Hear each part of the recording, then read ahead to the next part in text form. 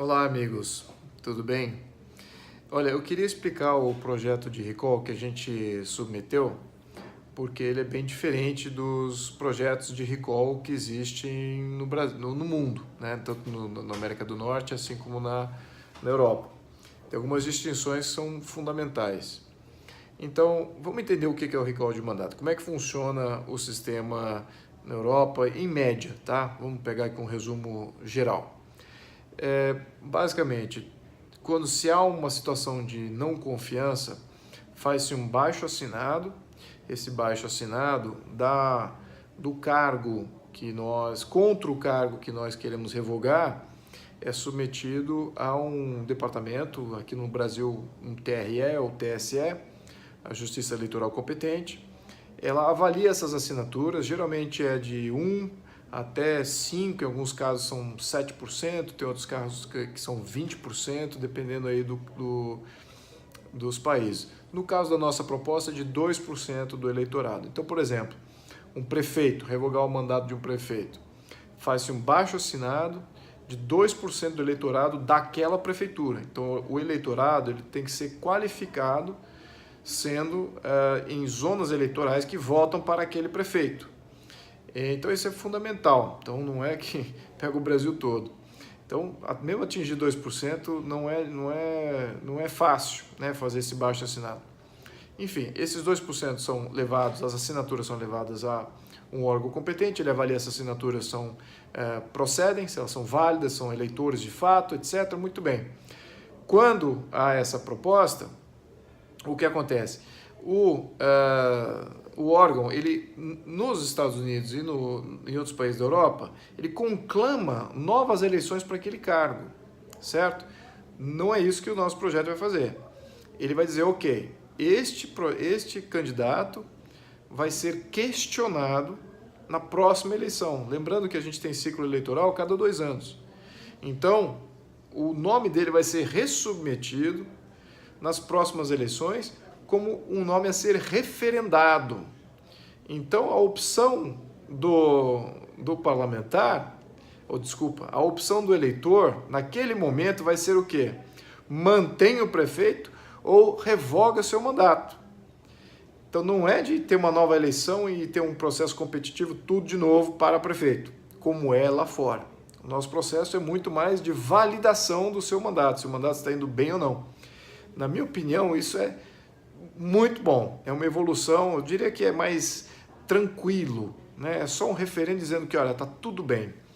Então, nesses casos, lembrando também que se por acaso o prefeito perder, ele for revogado seu mandato, ele não perde seus direitos políticos, ele simplesmente cai em desconfiança da população. Não há um caso criminal contra ele, não necessariamente quer dizer que ele é corrupto, que ele é criminoso, nada disso. Então, ele é simplesmente que a população perdeu o voto de confiança. Geralmente acontece quando o prefeito promete alguma coisa em campanha e acaba entregando exatamente o oposto, né? Prometeu diminuir a criminalidade, prometeu diminuir o imposto e entregou exatamente o oposto. Então, nesses casos aí, de fato, temos que ter uma válvula de escape para o sistema. E aí é uma revalidação daquela prefeitura. Então isso é muito importante, tá? É bem distinto neste ponto, tá? Não são novas eleições, não é um processo competitivo, então não vai haver um engajamento partidário necessariamente contra o prefeito para levantar. Então isso tudo mitiga algumas das perguntas que eu tenho escutado por aí, sobretudo de pessoas que não leram o projeto, né? Leiam o projeto, ele está lá eu vou colocar aqui na descrição. Então, esse é um ponto fundamental. O outro ponto fundamental é que ele segue os ciclos eleitorais. Então, por exemplo, o prefeito, no caso aqui, o exemplo, tem até 1 ano, 12 meses depois de ter sido eleito, de ter sido empossado, tem 12 meses. A partir de 12 meses pode-se fazer a coleta de assinatura e, se caso positivo, vai ter um trâmite aí de alguns meses, de 30 dias, etc. Caso positivo, caso as assinaturas validadas, é submetido, o nome é levado ao TSE, o TSE já inclui o nome desse prefeito na próxima eleição que vai ocorrer naquele ano, então, ou seja, ele vai ter só um mandato de 2 anos, então encurtou o problema se por acaso for a vontade de remover aqui um prefeito ou um governador. Então, é um sistema, na minha opinião, extremamente tranquilo e elimina aquela questão de competição, isso é fundamental. Terceiro ponto, o custo é muito baixo, por quê? Não temos que refazer uma eleição, a eleição já está projetada em orçamento, vai ser a cada ciclo de 2 anos, cada 2 anos já existe previsão orçamentária para o ciclo eleitoral, então é só uma inclusão do nome ali no pleito, não cria um custo extra. E se o prefeito decide fazer uma campanha ou até mesmo renunciar, que é o que acontece na maioria dos casos, sobretudo os casos em que ele sabe que vai perder, então aí elimina até qualquer necessidade. Aí entra um detalhe também interessante aqui da nossa proposta, é que ele separa, você pode fazer um recall do prefeito, ou sozinho, ou do prefeito e vice. Se por acaso é só o prefeito e ele for revogado, assume o vice. Se por acaso há um voto de desconfiança geral, aí pode fazer um recall, um levantamento de assinatura para os 2 cargos. Então, isso também é algo novo. Tá? Outra coisa que eu acho que é interessante é que nós estamos fazendo somente para os cargos majoritários, somente para aquelas eleições que dependem de uma maioria e são as eleições mais caras do Poder Executivo. Então, quem são? Prefeitos, governadores e o presidente da República. E nós incluímos também os senadores. Os senadores também são cargos majoritários. O sistema majoritário é o que elege o senador. Ele faz campanha como se ele fosse ser um governador de estado. Então, isso também se aplica a eles. Tá? Então, esse é que é o modelo que a gente está propondo. Eu vou agora entrar na questão e destacar aqui um detalhe com relação ao recall para presidente. Então, o recall para presidente, e aí talvez para diminuir algumas preocupações, o recall de presidente no Brasil, ele também vai seguir a regra dos 2%, só que, vamos entender, no sistema para os outros cargos, é só coleta de assinatura e o TSE valida as assinaturas. Fechou, não há interferência política nenhuma nesse processo, certo? É diretamente, por isso que chama-se um mecanismo de democracia direta. Por isso que a população levanta os votos direto com uma força de Estado, que é o Tribunal Superior Eleitoral, ou o TRE, e essa força de Estado define que o governo vai ter uma nova eleição para governo. Muito bem, no caso de presidente é diferente, por quê? Temos que ter equilíbrio entre os estados. Vamos lembrar, se você coletar assinaturas em alguns estados desafetos e isso já preencherem os 2%, e os outros estados não coletar nenhuma assinatura, ou coletar poucas assinaturas, muito inferior ao nível de 2%. Então, nestes casos, temos que ter algum equilíbrio. Qual que é o equilíbrio? O equilíbrio é que as câmaras legislativas de cada estado membro, não de cada, mas de 18 dos 27 estados membros, tem que aprovar essa medida. Então, se a população quer ter um voto, revogar, não só tem aí os 2%, mas as câmaras legislativas têm que aprovar também, de cada estado. Então, isso dá um certo equilíbrio na vontade popular de incluir o nome do presidente para recall, né, para o modelo de revogação.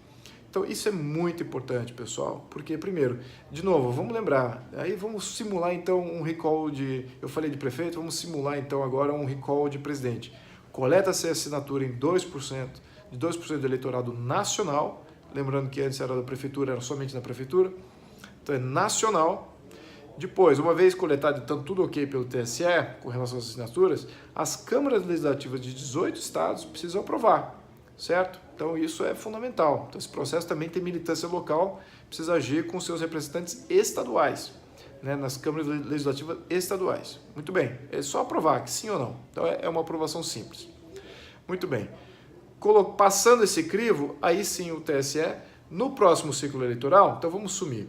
O presidente ele é eleito, ele passa 12 meses, há uma coleta de assinatura contra o seu nome, é aceito, depois tem o trâmite nas câmaras legislativas estaduais, é aceito também, então ele vai para recall de mandato nas próximas eleições, que vai ser em 2 anos. Então ele só vai ter efetivamente 2 anos de mandato, né? E o seu cargo será referendado em 2 anos. É isso. Aí o que acontece? Se só ele sair, muito bem, assume o vice. Se ele e o vice saírem, que for a chapa inteira for revogada, aí temos o artigo 81 da Constituição, que estabelece o processo de sequenciamento de quem será os próximos presidentes. Então aí tem o presidente da Câmara, etc. Depois, se não for esse, ou do Senado, etc., temos aí o processo ali que a gente viu com o processo da impeachment, que aí talvez se não tiver ninguém elegível para ocupar esse cargo, aí vai para o cargo do STF. Então, enfim, aí todo o processo, aí sim é uma conclamação de novas eleições gerais, mas somente para o cargo de presidente.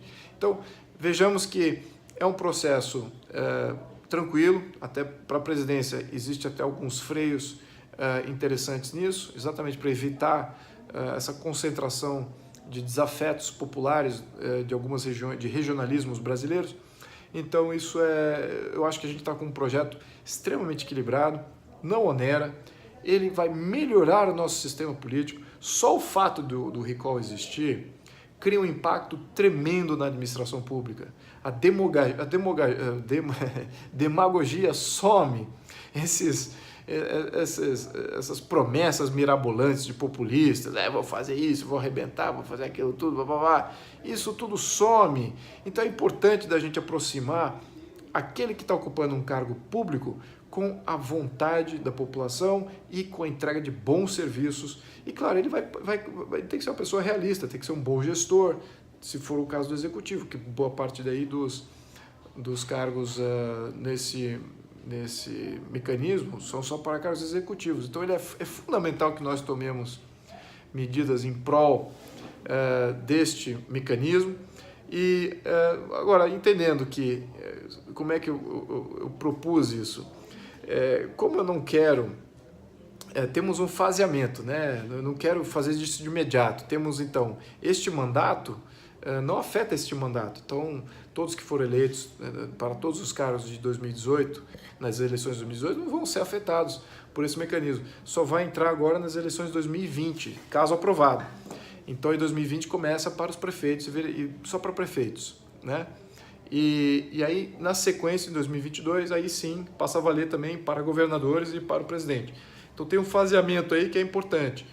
Esse é um ponto número 1. Segundo ponto, eu, como sugestão do líder do governo, do próprio líder do governo, eu estou submetendo esse projeto, que eu venho trabalhando aí como ativista há um bom tempo, estou submetendo esse projeto para que o próprio executivo lidere isso. Então, será a cabo dele. Então, se o poder executivo eleito, Jair Bolsonaro e o seu vice, o general Mourão, quiserem ir adiante com melhorar o nosso sistema político, esse é um mecanismo fundamental. Está aqui um mecanismo que eu diria que de um jeito, está sendo apresentado ao povo brasileiro, de um jeito que facilita até o trâmite de aprovação nas câmaras legislativas, como é o caso aqui da Câmara dos Deputados e também no Senado. E, como eu disse antes, ele minimiza a questão competitiva pelo cargo que vai ser revogado. Então isso é fundamental, talvez uma evolução aí do sistema de recall, e ele coloca mais como sendo um referendo, se caso o governo está indo bem ou não, no interim do seu mandato. Então isso também pode ser olhado dessa maneira.